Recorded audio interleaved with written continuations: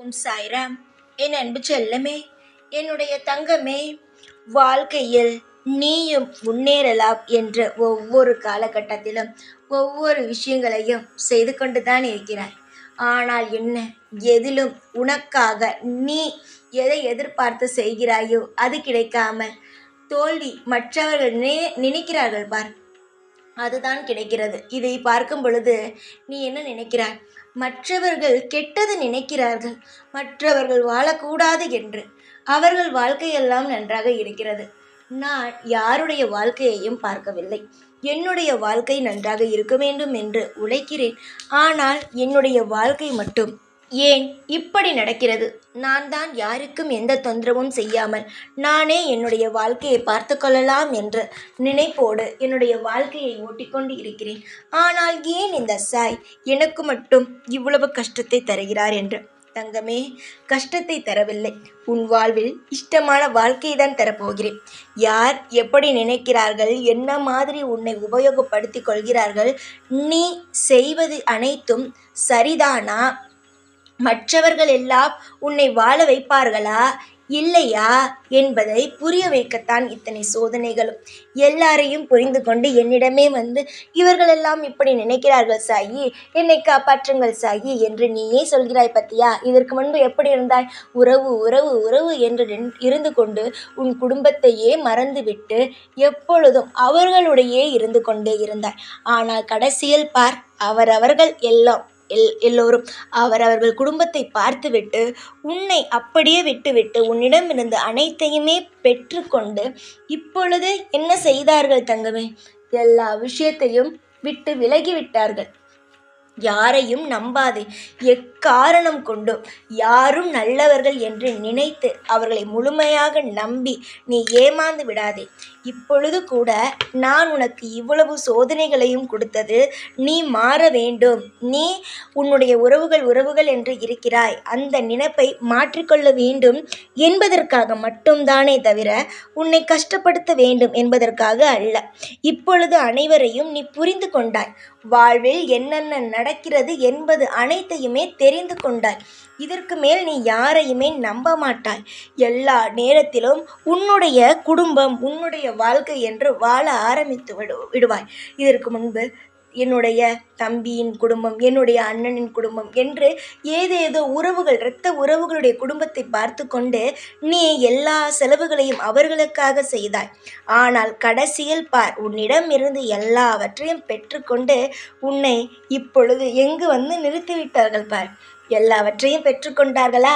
இப்பொழுது பார்த்தாயானால் எல்லாவற்றையுமே உன்னிடமிருந்து எடுத்துக்கொண்டு உனக்கு ஒரு ஆபத்து, உனக்கு ஒரு கஷ்டம் என்று வந்தவுடன் அனைவருமே உன்னை விட்டு ஒதுங்கி விட்டார்கள்.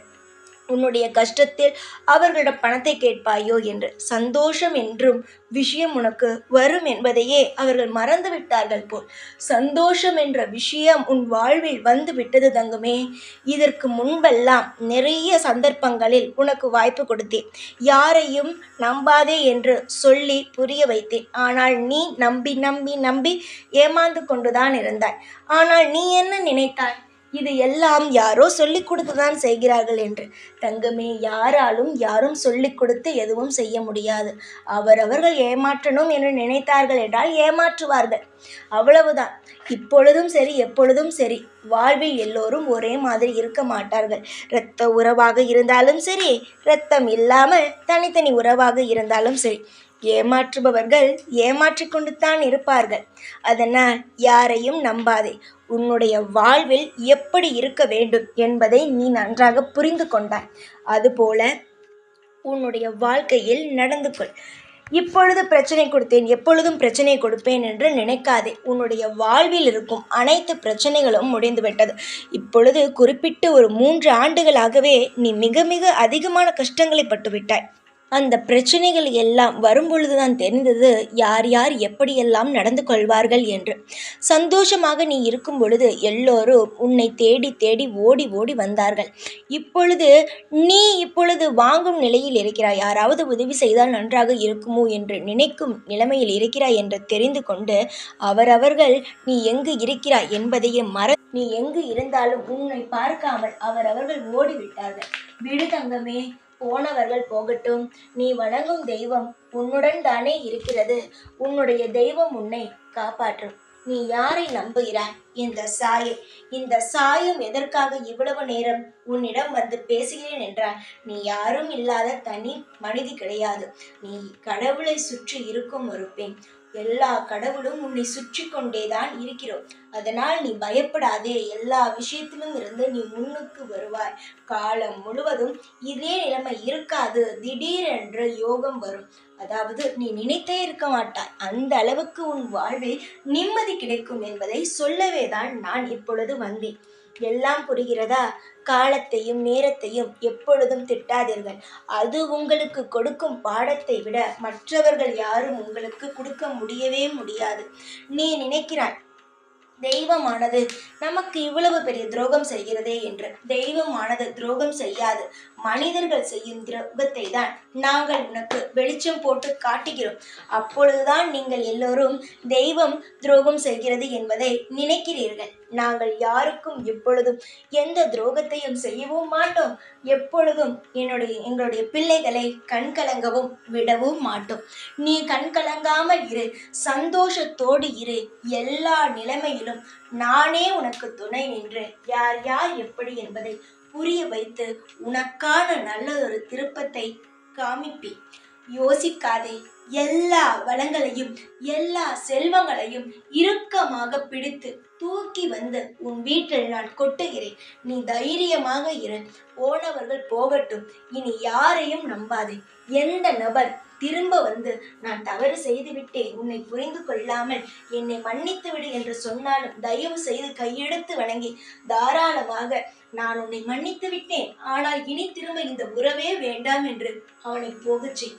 இனி யாரையும் நீ நம்பக்கூடாது. அவ்வளவுதான். என்னுடைய மனதை பொறுத்த வரைக்கும் நீ பாதுகாப்பாக இருக்க வேண்டும் என்று நினைத்தால் யாரையும் நீ நம்பாமல் தனியாக இருந்தாலும் ஜெயிக்கலாம் என்று நினைத்து உன் குடும்பம் நீ என்று மட்டும் வாழ பழகு. நம்முடைய உறவு தானே, நம்முடைய இரத்தம் தானே தவறு செய்து விட்டது. சிறு வயதில் எல்லாம் செய்யாத தவறையாய் இப்பொழுது செய்து விட்டது. உறவு என்று உரிமையில் தானே அவன் ஏதேதோ பேசிவிட்டான் என்ற எந்த ஒரு சாக்கையும் எந்த ஒரு விஷயத்தையும் உன் மனதுக்குள் எடுத்துக்கொள்ளாதே. ஒரு உறவு கஷ்ட நேரத்தில் இல்லை என்றால் அந்த உறவு சந்தோஷமாக இருக்கும் நேரத்திலும் தேவையில்லை. நீ இப்பொழுது கஷ்டப்பட்டு கொண்டு இருக்கிறாய். இந்த சமயத்தில் உன்னுடைய உறவுகள் உன்னுடன் இல்லை. திரும்ப நீ சந்தோஷம் அடைய போகிறாய். அதற்கான நேரம் நெருங்கிவிட்டது. அதை மட்டும் ஞாபகத்தில் வைத்துக்கொள். அப்பொழுது எந்த உறவு வந்தாலும் சேர்த்து கொள்ளாதே. அதுபோல உன்னுடைய வீட்டில் ஏதாவது ஒரு விசேஷம் வருகிறது என்றால் தயவு செய்து அவர்களையெல்லாம் கூப்பிட்டு உன் வீட்டில் அமர்த்தி அவர்களுக்கு தேவையில்லாமல் பணிவுடை செய்து திரும்பவும் கெட்ட பேரை எடுத்துக்கொள்ளாதே. போனவர்களை விடு. சந்தோஷமோ விசேஷமோ எந்த நாளும் அவர்களை சேர்க்காதே. எல்லா நேரத்திலும் நீயும் உன் குடும்பமும் உனக்கு நல்லது செய்திருப்பார்களா, அவர்களை மட்டுமே கூப்பிட்டுக்கொள். தெய்வமானவர்கள் நிச்சயமாக உன் குடும்பத்தில் ஒருவருக்கு திருமணமோ ஏதோ ஒரு விசேஷமோ வந்தால் தெய்வத்திற்கு போய் பத்திரிகை கோவிலில் வை.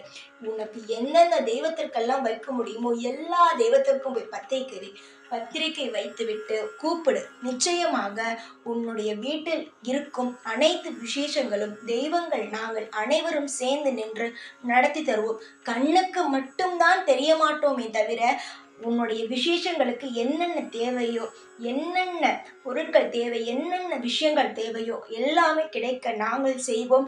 அந்த இடத்தில் நல்ல மங்களகரத்தை உருவாக்கி காலம் முழுவதும் நிலையான சந்தோஷத்தை உங்களுக்கு தருவோம். யாருமே இல்லை என்று நினைப்பு இனி உன் வாழ்வில் வரக்கூடாது. சந்தோஷமாக மட்டும் இரு. எப்பொழுதும் உன் கூடவே இருப்பேன் நான். ஓம் சாய்ராம்.